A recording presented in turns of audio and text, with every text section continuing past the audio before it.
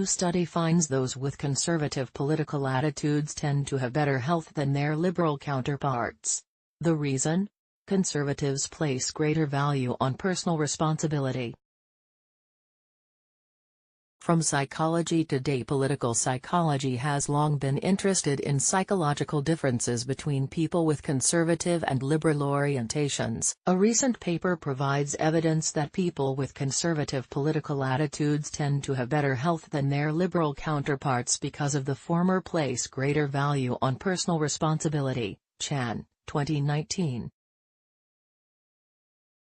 This may also be a reflection of higher conscientiousness among conservatives. The author of this study suggests that it might be possible to increase conservatism as a way to improve health-related behavior. However, this seems rather unlikely and might have unintended and undesirable consequences even if it were possible. A recent series of studies aimed to test whether conservatives tend to be healthier than liberals. Chan, 2019.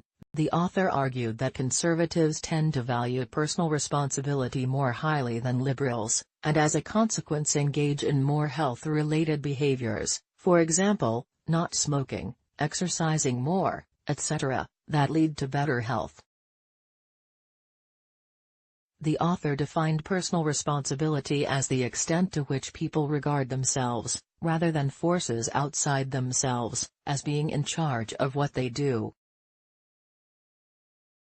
To test this, the author performed 3 studies assessing how liberal or conservative someone was, how much they valued personal responsibility and some aspect of health or health-related behavior. In the first study, people recruited from Reddit rated their own political orientation on a 1 to 9 scale ranging from very liberal to very conservative, rated their own general health on a scale ranging from extremely poor to extremely healthy, and completed a measure of personal responsibility.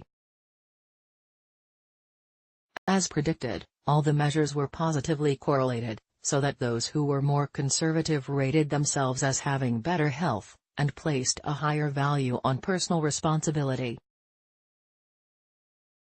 Using a statistical procedure called mediation analysis showed that the relationship between conservatism and self-rated health became non-significant when controlling for personal responsibility. This suggested that the relationship between conservatism and health may occur because people who are more conservative value personal responsibility more highly, and in turn personal responsibility leads to better health. Obviously, the first study has some caveats.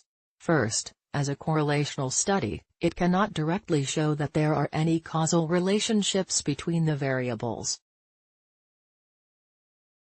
For example, does being conservative lead to taking more responsibility, or is it the other way around? Additionally, conservatism was not defined, so participants in the study could interpret it in any way they preferred. A previous study suggested that self-ratings of conservatism tend to be more strongly related to attitudes to social rather than economic issues. Kemal 2008. So if this is true, then the results of the study are probably more related to social conservatism, i.e., adherence to traditional mores, rather than economic policies, for example, advocacy of free markets. Additionally, health was rated by a single item.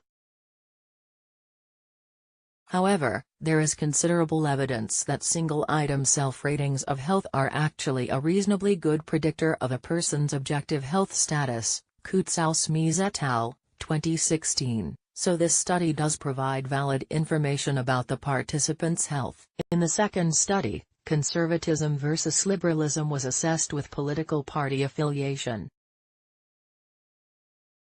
Specifically, participants, who were Australian students, were recruited who supported either of Australia's 2 major political parties, the left-leaning Labour Party, or the right-leaning Liberal/National Coalition. 1. Health-related behaviour was assessed with a behavioural measure. As part of the experiment, participants were told they would need to go up to the next floor of the building to get course credit, and were given the choice of using the stairs or the elevator. Using the stairs was considered the healthier choice. Participants also completed a brief measure of personal responsibility. Again, as predicted, conservative participants placed a higher value on personal responsibility and were more likely to use the stairs than the elevator than their liberal counterparts. Mediation analysis also suggested that party affiliation was related to health-related behavior, i.e. taking the stairs versus the elevator, via the value placed on personal responsibility. Considering that the first two studies were correlational, the third study took an experimental approach to try to establish a causal relationship between conservatism and health-related behavior. To those who are unfamiliar with how things are done in social psychology, this might seem rather peculiar. To others, this might seem all too familiar. This experiment involved attempting to manipulate participants to become temporarily more conservative or more liberal through a priming procedure. To do this, participants completed a word-scrambling task in which they had to rearrange presented words into a meaningful sentence. As the author explains, to prime conservatism, words such as traditional and conventional were used. To prime liberalism, words such as free and left-wing were used. Apparently, merely reading these words is supposed to prime certain kinds of automatic thoughts outside one's awareness that somehow influence one's subsequent behavior. All participants in this study were smokers, and after the priming, they were asked about their intentions to quit smoking in the next 3 months.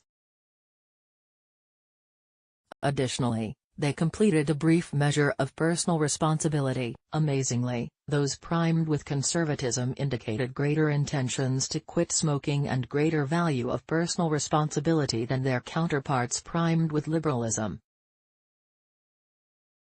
As in the two previous studies, mediation analysis indicated that personal responsibility accounted for the relationship between whether participants were primed to be liberal or conservative and their intention to quit. Based on these findings, the author concluded that because the intention to quit is a strong predictor of giving up smoking, the results may explain why smoking is less common among conservatives than liberals.